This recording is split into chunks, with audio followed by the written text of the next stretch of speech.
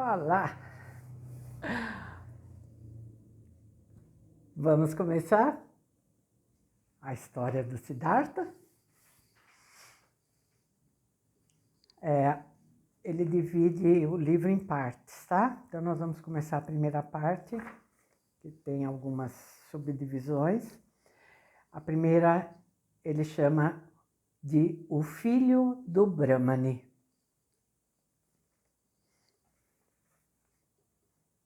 À sombra da casa, ao sol da ribeira, perto dos barcos, na penumbra do salgueiral, ao pé da figueira, criou-se Siddhartha, belo filho de Brahmani, jovem falcão, com Govinda, seu amigo, filho de Brahmani.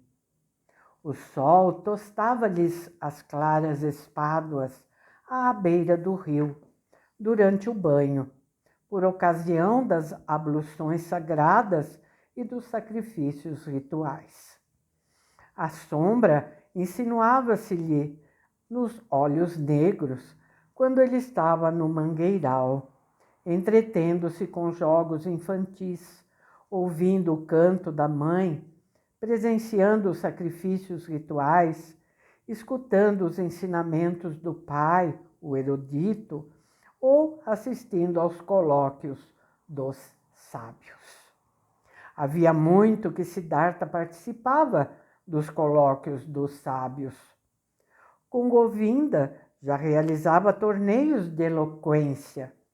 Com Govinda já se exercitava na arte de contemplar e nos serviços de meditação.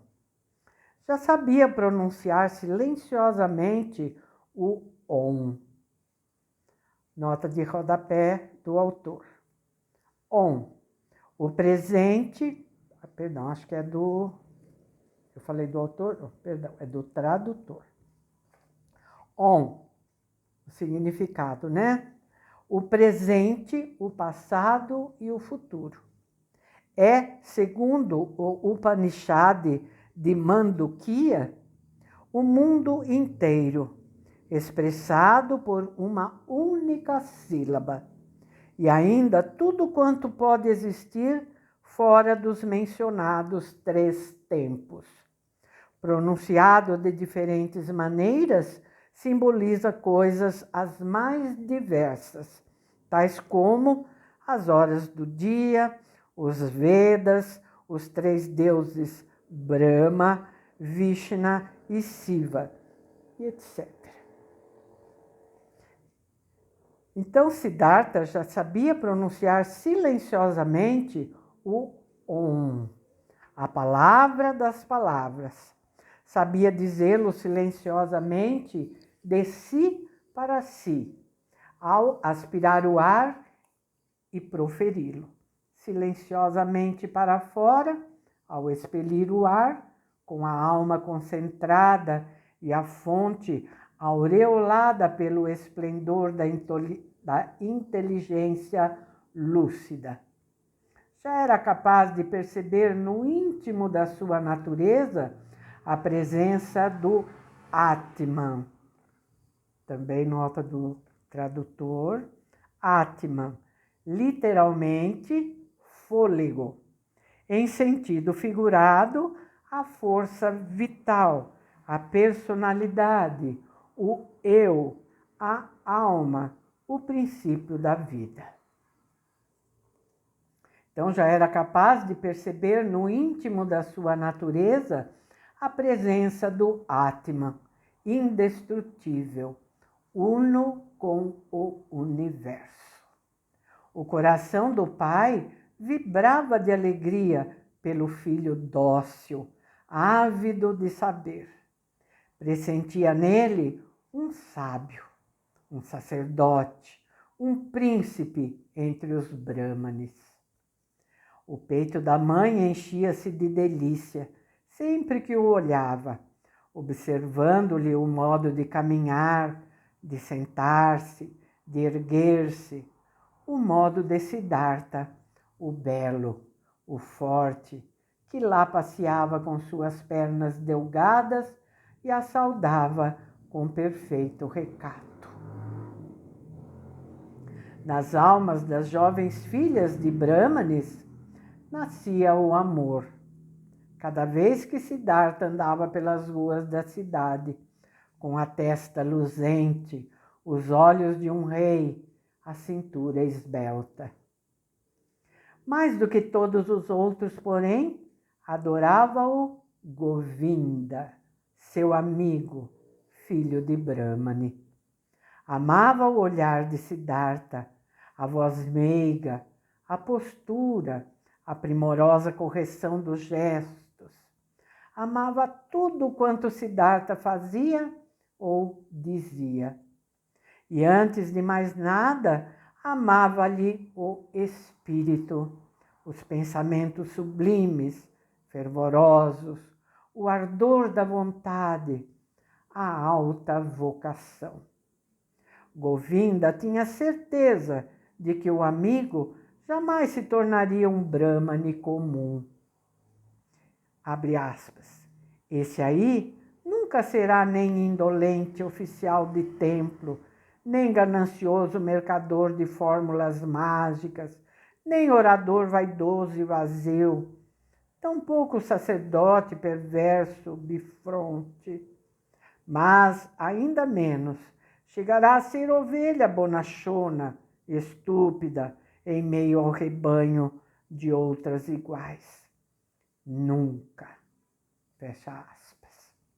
E o próprio Govinda, por sua vez, não tinha a menor intenção de ser um Brahmane qualquer, tal como existem aos milhares. Queria seguir os passos de seu adorado e maravilhoso Siddhartha, e se este um dia se transformasse num deus, entrando no círculo dos que resplandecem ao longe, então o acompanharia Govinda como seu amigo, seu sequaz, seu servo, seu lanceiro, sua sombra. Assim todos amavam Siddhartha. A todos causava ele alegrias. Para todos era fonte de prazer. Mas a si mesmo, Siddhartha não se dava alegria. Para si, não era nenhuma fonte de prazer. Enquanto passeava pelas sendas rosadas do figueiral, enquanto se mantinha sentado na penumbra azulada do bosque da contemplação, enquanto abluía o corpo no cotidiano banho expiatório, ou fazia sacrifícios rituais no mangueiral, envolto em sombras profundas, fazendo gestos de primorosa correção, despertando amor em toda a gente, deliciando a todos, não sentia, ainda assim, nenhuma satisfação em sua própria alma. Visões acometiam-no e também pensamentos irrequietos, brotados das águas do rio, a faiscarem nos astros da noite, a fundirem-se sob os raios do sol. Devaneios assomavam-lhe aos olhos. O desassossego do coração invadia-o, vindo da fumaça dos sacrifícios, do som assoprado dos versos do Rig Veda, dos ensinamentos dos Brahmanes anciãos.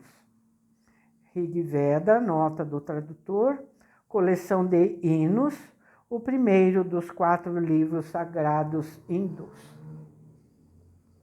Siddhartha começava a abrigar em suas entranhas o descontentamento.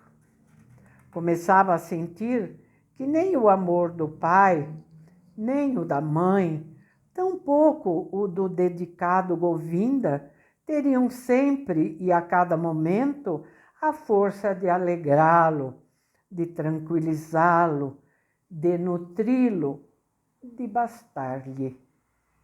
Começava a vislumbrar que seu venerando pai e seus demais mestres, aqueles sábios brahmanes, já lhe haviam comunicado a maior e a melhor parte dos seus conhecimentos.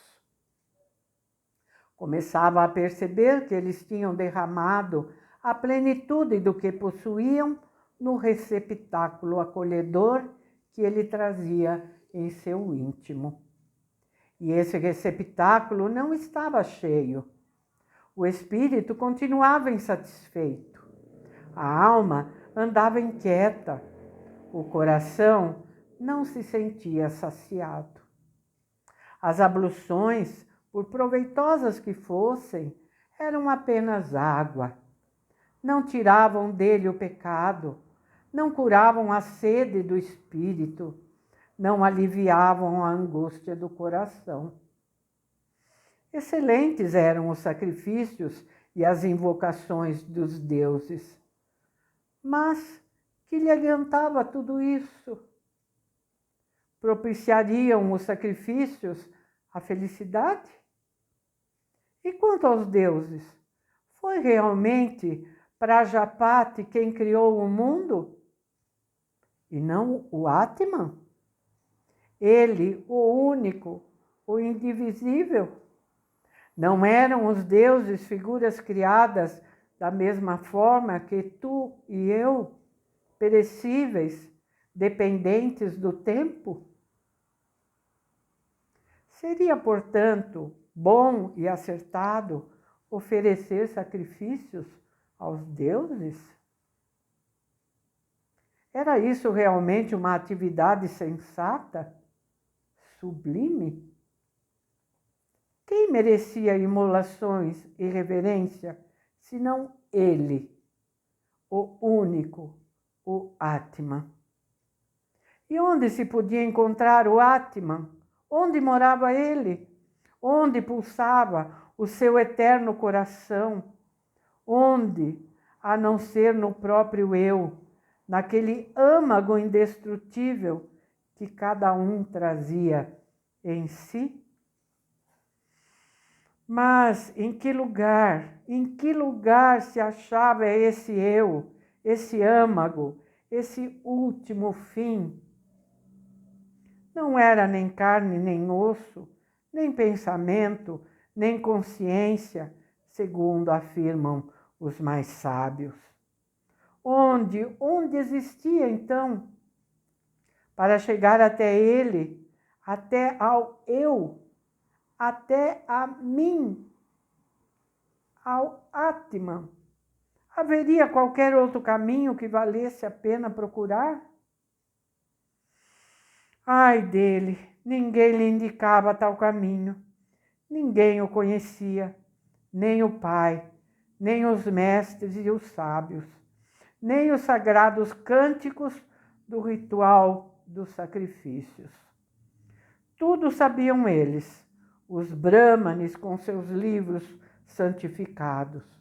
Tudo sabiam, com tudo se preocupavam, com tudo e mais ainda, desde a criação do mundo e a origem da fala, dos alimentos, da aspiração e da exalação, até as categorias dos sentidos e as façanhas dos deuses.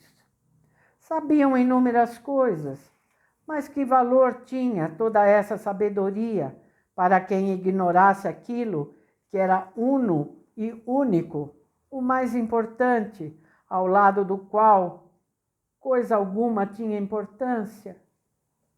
Era bem verdade que numerosos versos dos livros sagrados, sobretudo dos Upanishads, do Samaveda, nota do tradutor, Samaveda, o terceiro dos hinos sagrados hindus. Os Upanishads, tratados filosóficos em prosa e verso, constituem-lhe o comentário.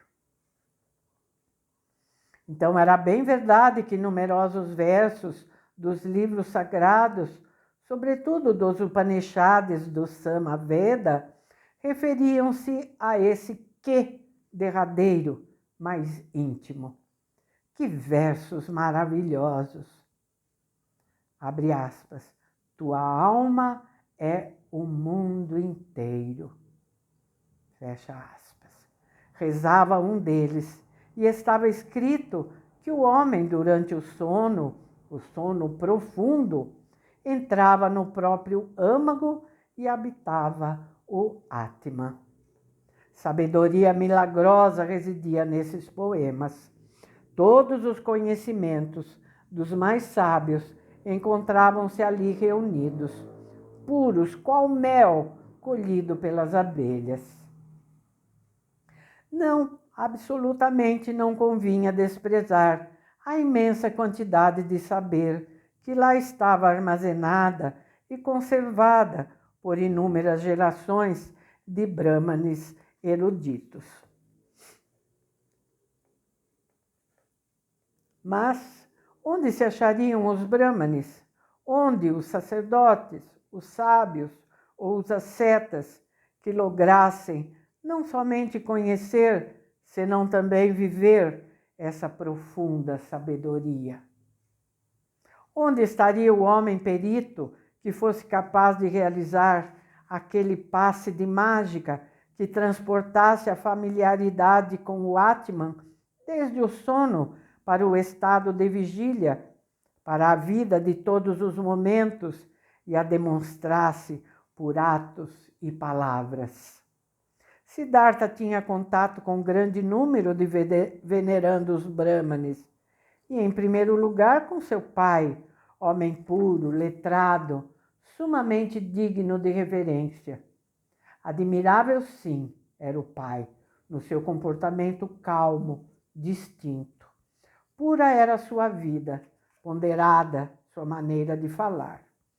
Ideias delicadas e nobres residiam atrás da sua fronte.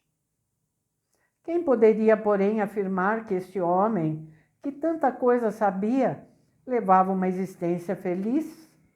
Não seria também ele um pesquisador acossado pela sede? Não se sentia impelido a beber, insaciável, uma e outra vez nas fontes sagradas, a fim de manter-se no nível dos outros brahmanes? Porque era preciso que tal ser incensurável se lavasse diariamente de seus pecados, empenhando-se dia a dia naquela incessante purificação? Não mora nele o Atman? Não lhe brotava do fundo do coração o manancial dos mananciais? Esse manancial cumpria encontrá-lo dentro do próprio eu para apossar-se dele. Todo o resto era apenas busca, desvio, equívoco. Tais eram os pensamentos de Siddhartha, a sua sede, o seu sofrimento. Bom, essa primeira parte da primeira parte continua, mas para ler toda ela ficaria muito longo. Eu vou parar por aqui então. E no próximo vídeo eu continuo daqui onde nós paramos. Tá bem? Espero que vocês gostem dessa leitura. É um livro especialíssimo que nos trará grandes reflexões, grandes ensinamentos. Tá bom? Espero que vocês gostem. Acho que pela introdução já vimos, não? Que conteúdo fantástico. Tá ok, minha gente? Então tá bom. Até lá. Agora só na próxima semana a continuação aqui do nosso Siddhartha. Tá ok? Até lá então. Tchauzinho. Muito obrigada por estarem aqui comigo, viu? Comentem aí o que acharam desse início do novo livro. Por favor. É importante para mim saber, né? Para eu ter, assim, noção do gosto de vocês e fazer as minhas escolhas para os próximos livros de acordo com o gosto de vocês. Eu sei que vai haver muita diversidade, né, de gosto, mas a gente vai procurar trazer livros que agradem a todos, tá bom? Tchauzinho, então. Muito obrigada, viu?